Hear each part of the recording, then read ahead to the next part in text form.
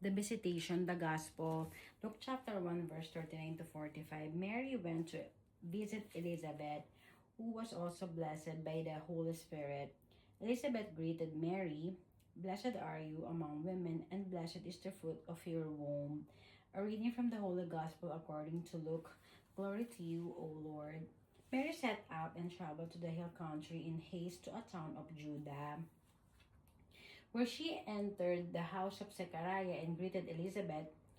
When Elizabeth heard Mary's greeting, the infant leapt in her womb, and Elizabeth, filled with the Holy Spirit, cried out in a loud voice and said, "Blessed are you among women, and blessed is the fruit of your womb. And how does this happen to me, that the mother of my Lord should come to me? For at the moment the sound of your greeting reached my ears, the infant in my womb leapt for joy. Blessed are you who believe that what was spoken to you by the Lord will be fulfilled. Blessed are you who believe that what was spoken to you by the Lord will be fulfilled." Luke chapter 1, verse 39 to 45 describes Mary visiting Elizabeth and Elizabeth filled with the Holy Spirit, recognizing that Mary is carrying the Messiah. The passage emphasizes faith, joy, the work of the Holy Spirit, and God's reversal of expectations, the humble being honored. What the passage is about, Luke chapter 1, verse 39 to 45 tells the moment when, number 1, Mary travels to visit her relative Elizabeth. Number 2, Elizabeth is pregnant with John the Baptist. Number 3, when Mary arrives, John leaps in Elizabeth's womb. When Mary arrives, John leaps in Elizabeth's womb. Number 4, Elizabeth, filled with the Holy Spirit, blesses Mary and affirms her faith. The core meanings and themes. Number 1, the Holy Spirit reveals Lord Jesus' identity. Elizabeth doesn't know Mary is pregnant, yet she instantly recognizes it. Luke says she is filled with the Holy Spirit, showing that Lord Jesus' identity is revealed by God, not human deduction. This is the first Spirit-inspired proclamation of Lord Jesus in Luke's Gospel. Number 2, John the Baptist begins his mission before birth. John lives in the womb. This is symbolic. Even before birth, John responds to the presence of Lord Jesus. It foreshadows his future role, preparing the way for the Lord. Number 3, Mary is blessed because of her faith. Elizabeth says, "Blessed is she who believes that the Lord will fulfill his promises to her." This is a major theme in Luke. Blessing comes not from status, but from trusting God. Blessing comes not from status, but from trusting God. Mary is honored not just because she bears Lord Jesus, but because she believes. Joy is a sign of God's presence. The scene is full of joy. John lips Elizabeth exclaims, "Mary is blessed." Luke often uses joy to signal God's saving work breaking into the world. Number 5, a meeting of two miraculous pregnancies. Both women carry children who will shape salvation history. Elizabeth is the prophet John. Mary, Lord Jesus, the Messiah. Their meeting symbolizes the transition from the old covenant, the prophets, to the new Christ. Why this moment matters in the bigger story. Number 1, it confirms Mary's calling. Number 2, it validates God's promises. Number 3, it shows that Lord Jesus is Lord even before birth. Number 4, it sets the stage for Mary's Magnificat in Luke chapter 1, verse 46 to 55, which follows immediately. Doing God's will. Hebrews chapter 10, verse 5 to 10. Lord Jesus said the sacrifices, sin offerings, and holocaust did not delight the Lord, but he has come to do the will of God, to establish a second covenant. A reading from the letter to the Hebrews. Brothers and sisters, when Christ came into the world, he said, Sacrifice and offering you did not desire, but a body you prepared for me. In holocausts and sin offerings you took no delight. Then I said, as is written of me in the scroll, behold, I come to do your will, O God. First he says, sacrifices and offerings, holocausts and sin offerings, you neither desired nor delighted in. These are offered according to the law. Then he says, behold, I come to do your will. He takes away the first to establish the second. By this will, we have been consecrated through the offering of the body of Lord Jesus Christ once for all.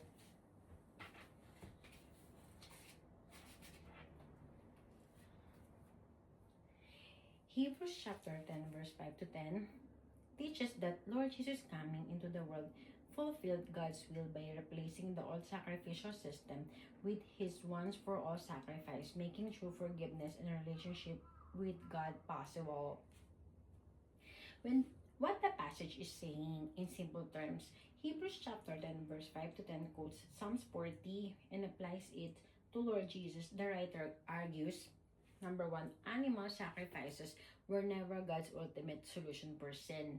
They were temporary and symbolic. Number two, Lord Jesus' body, his whole life, and his willingness to die is the true sacrifice God desired. Number three, by doing God's will perfectly, Lord Jesus replaces the old covenant system with a new one. Number four, through his sacrifice, we are made holy once for all, not repeatedly like in the old system. The key ideas explained. Number one, sacrifice and offering you did not desire, but a body you prepared for me. This means, number one, God wasn't ultimately satisfied with endless animal sacrifices. Number two, Lord Jesus came in a real human body so he could offer himself as the perfect sacrifice. Number two, I have come to do your will. Lord Jesus' mission wasn't accidental. He intentionally came to fulfill God's plan. His obedience is central to salvation. Number three, he sets aside the first to establish the second. Number one, the first, the old covenant sacrificial system, priest, animals, rituals. Number two, the second, the new covenant established through Lord Jesus' sacrifice.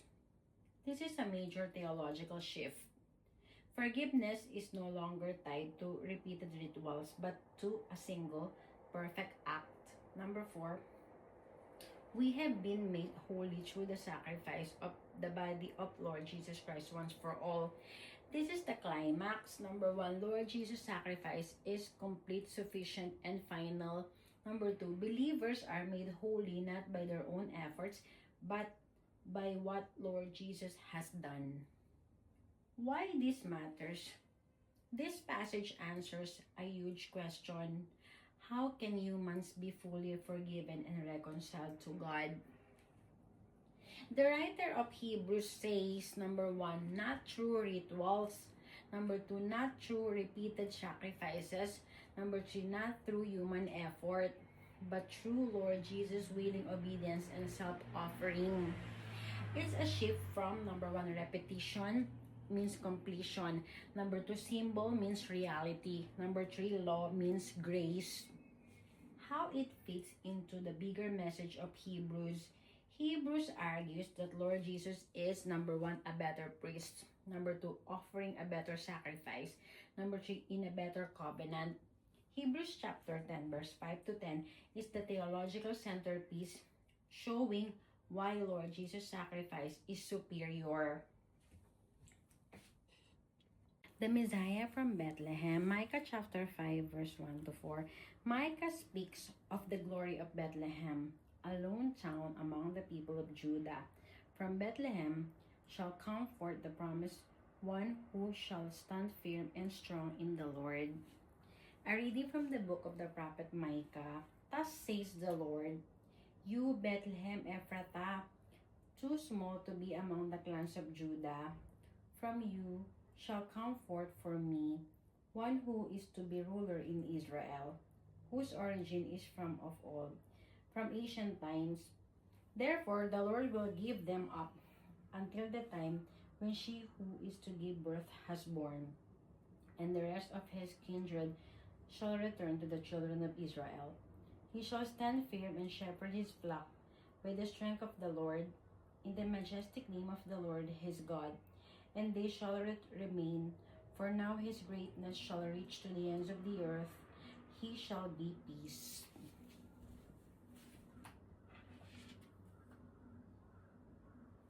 Micah chapter 5 verse 1 to 4 is a prophecy that blends warning, hope, and a promise of a future ruler who will bring peace. This is the concise takeaway. Micah chapter 5 verse 1 to 4 predicts that although Israel will face humiliation and hardship, God will raise a ruler from Bethlehem, one with ancient origins who will shepherd his people with strength and bring lasting peace. Christians see this as a prophecy of Lord Jesus. In Jewish interpretation, sees it as a future messianic king. This is the verse by verse meaning. Micah chapter 5 verse 1, a time of crisis. Marshal your troops. They strike Israel's ruler on the cheek. Meaning, number 1, Israel or Judah is under threat, likely from the Assyrians. Number 2, strike on the cheek symbolizes humiliation of the king. Number 3, the nation's leadership is weakened. Judgment is coming, meaning before deliverance, Israel will experience defeat and shame. In Micah chapter 5 verse 2, a ruler from Bethlehem. But you, Bethlehem Ephratah, from you shall come forth for me one who is to be ruler in Israel, whose origins are from of old. Meaning, number 1, Bethlehem is a small and insignificant, yet chosen by God. Number 2, origins from of old suggests a ruler connected to ancient promises that be declined. Number 3, this ruler is God's chosen one. Meaning, God will raise a new David-like king from humble beginnings. In Christian view, meaning this points to Lord Jesus' birth in Bethlehem. Number 3, Jewish view means this refers to a future messianic king from David's lineage. In Micah chapter 5 verse 3, a period of waiting. Therefore, he will give them up until the time when she who is in labor has given birth. Number 1, Israel will experience a period of abandonment or exile. Number 2, she who is in labor symbolizes the nation giving birth to a new era, or in Christian interpretation, Mary giving birth to Lord Jesus. Number 3, after this, the rest of his brothers return, restoration of the people. After this, the rest of his brothers return, restoration of the people. Meaning, there will be suffering before restoration. In Micah chapter 5 verse 4, the shepherd king, he will stand and shepherd his flock in the strength of the Lord, and they will live securely. Number 1, the ruler will be a shepherd, strong, protective, caring. Number 2, his rule brings stability, safety, and peace. Number 3, his greatness extends to the ends of the earth. The meaning, the coming ruler will bring global peace and security under God's authority.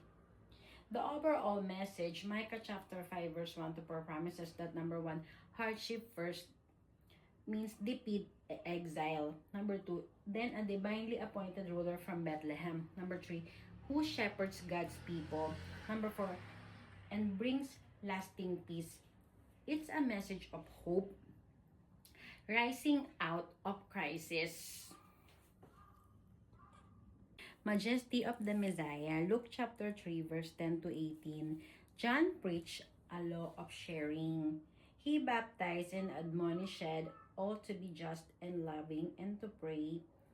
John tells the people about the majesty of the Messiah. A reading from the Holy Gospel according to Luke. Glory to you, O Lord. The crowds asked John the Baptist, "What should we do?" He said to them in reply, "Whoever has 2 cloaks should share with the person who has none, and whoever has food should do likewise." Even tax collectors came to be baptized, and they said to him, "Teacher, what should we do?" He answered them, "Stop collecting more than what is prescribed."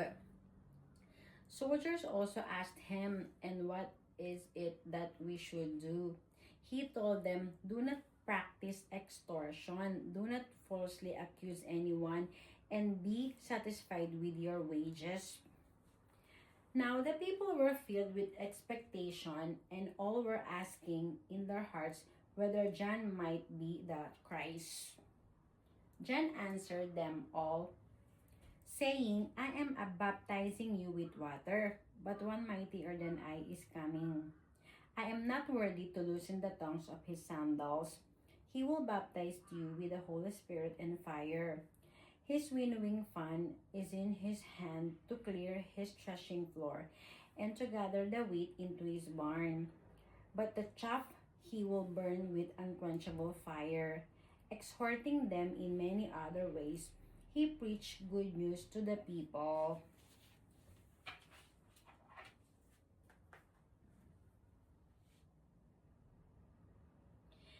Luke chapter 3, verse 10 to 18 teaches that genuine repentance must show itself through concrete actions, especially justice, generosity, and integrity, and that John the Baptist's role is to prepare people for the far greater work of the coming Messiah.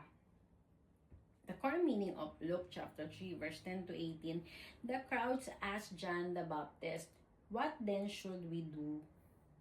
John responds with practical, ethical instructions. Number one, share with those in need, coats, and food. Number two, tax collectors must stop exploiting people by collecting more than required. Number three, soldiers must stop extortion and be content with their wages. These actions demonstrate true repentance, not merely religious identity or heritage. John warns that being children of Abraham is not enough. God expects fruit, meaning a transformed life. John's message, repentance that produces fruit. John's teaching confronts a common belief among his listeners that their ancestry guaranteed God's favor. Instead, he insists that repentance requires a change in behavior, especially in how people treat others. Number one, sharing resources means love of neighbor. Number two, honest work means integrity. Number three, rejecting abuse of power means justice. This aligns with the covenant expectations in the Hebrew scriptures and Lord Jesus' later summary of the law. Love your neighbor as yourself. John's warning and the coming Messiah. The people wonder if John might be the Messiah. John clarifies. Number one, he baptizes with water, but number two, the one coming after him, Lord Jesus, will baptize with the Holy Spirit and fire. The imagery of the winnowing fork shows Lord Jesus separating wheat from chaff, symbolizing judgment and purification. Those who respond to God with repentance are gathered like wheat.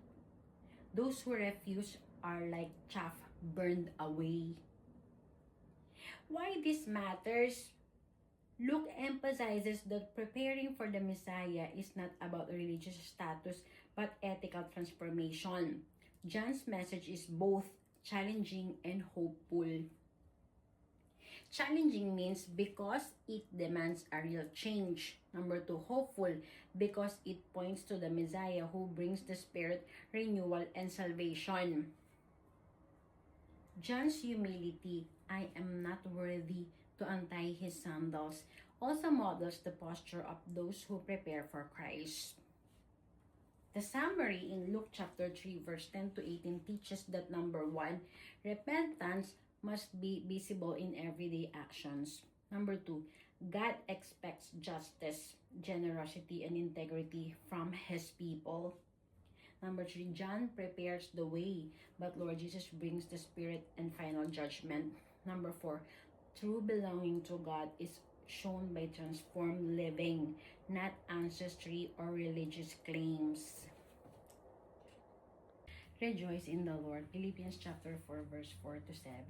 Christians should rejoice in the Lord. They should take their prayers and petitions to Him. God will watch over His children. A reading from the letter of St. Paul to the Philippians. Brothers and sisters, rejoice in the Lord always. I shall say it again, rejoice. Your kindness should be known to all. The Lord is near. Have no anxiety at all, but in everything, by prayer and petition with thanksgiving, make your request known to God. Then the peace of God that surpasses all understanding will guard your hearts and minds in Christ Jesus.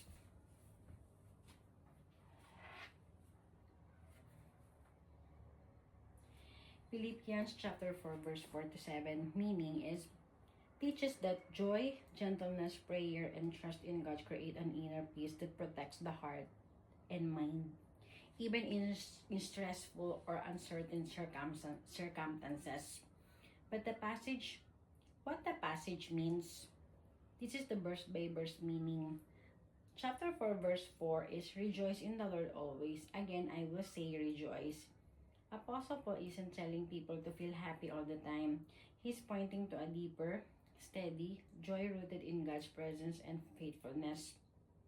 Number 1, it's a choice to anchor your outlook in something bigger than your circumstances. Number 2, Apostle Paul repeats it because he knows it hard, especially since he wrote this while imprisoned.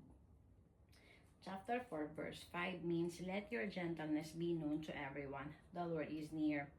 Gentleness here means calmness, patience, and graciousness toward others. Number 1, it's the opposite of reacting harshly or anxiously. Number 2, the Lord is near can mean both God is close to you now and Christ's return is coming. Either way, it's a reminder not to be dominated by fear or frustration. The Lord is near can mean both God is close to you now and Christ's return is coming. Either way, it's a reminder not to be dominated by fear or frustration. Chapter 4 to 6. Chapter 4 verse 6. Do not be anxious about anything. This isn't saying anxiety is sinful or that you should suppress your feelings. It's an invitation. Number 1, when anxiety rises, bring everything, big or small, to God. Number 2, prayer, petition, and thanksgiving. Shift your focus from what you can't control to the one who can hold it. Chapter 4 verse 7, and the peace of God will guard your hearts and your minds in Christ Jesus. This peace isn't just calmness, it's a protective force. Guard means is a military word, like a soldier standing watch over your inner life. Number 2, it's a peace that doesn't always make logical sense, surpasses understanding, but it stabilizes you. The big idea is Apostle Paul is describing a spiritual cycle. Joy, gentleness, prayer, peace, not because life is easy, but because God is present. Why it matters today. People often try to manage anxiety by controlling everything around them. This passage flips that. Number 1, you don't have to control everything. Number 2, you bring everything to God. Number 3, peace comes after surrender, not after solving every problem.